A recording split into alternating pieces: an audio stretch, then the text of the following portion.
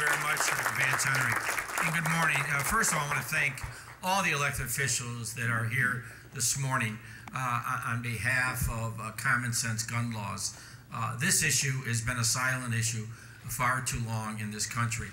And we go back and we think every day you read a headline about a young man or young woman getting killed or seriously injured or shot at. Then you think about our history when John F. Kennedy was assassinated, Martin Luther King, and Robert Kennedy, and that was up to 68. And you think about, what did we learn? We turned our back on common sense gun laws in America, and we continually, unfortunately, keep shooting one another on a daily basis in America.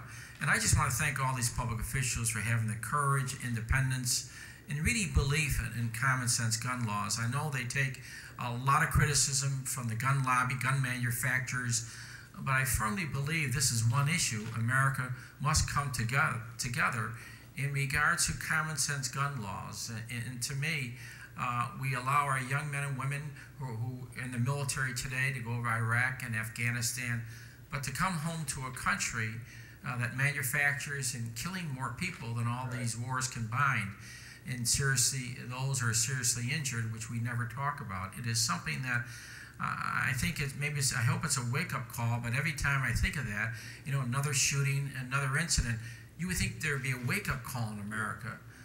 But we're just like silent. We're not saying anything. And someday it could be your son or daughter, your brother or sister, or a friend or a classmate or a co-worker.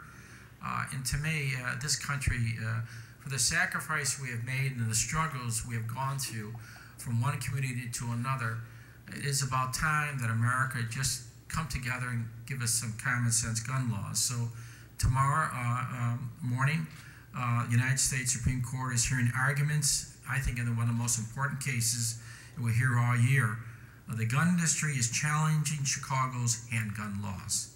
The outcome of this case could determine whether or not local or state governments around the nation have the legal authority to enact reasonable, common sense gun laws to protect their residents, and also has an effect upon any type of word gun in the legislation, in state or local legislation in regards to laws. And that is very, very detrimental to the future of local government, county, and state.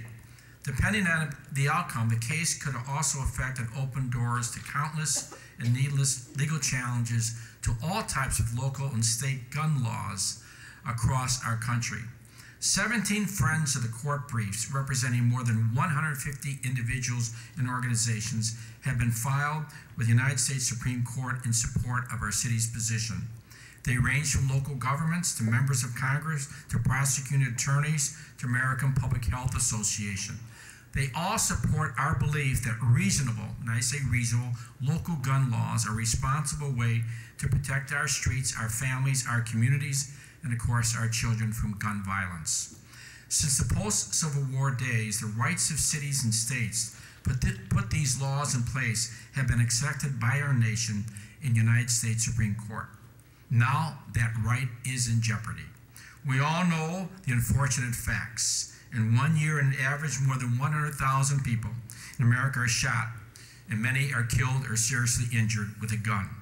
These are Americans of all backgrounds, from every part of our nation, big cities, small, rural, and urban areas.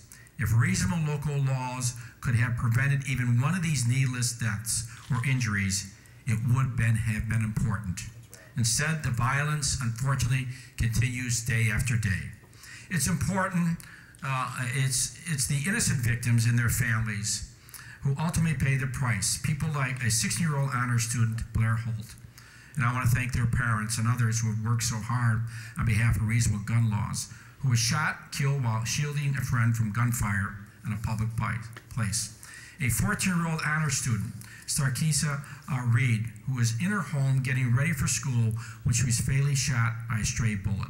A 15-year-old swimmer, Anjali Petit, who was shot in the neck after asking some unwanted guests to leave a party, is now living as a quadriplegic. What's at stake in these cases for those of us on the front line of protecting our residents is nothing less than the safety of our streets and our families and all of our children.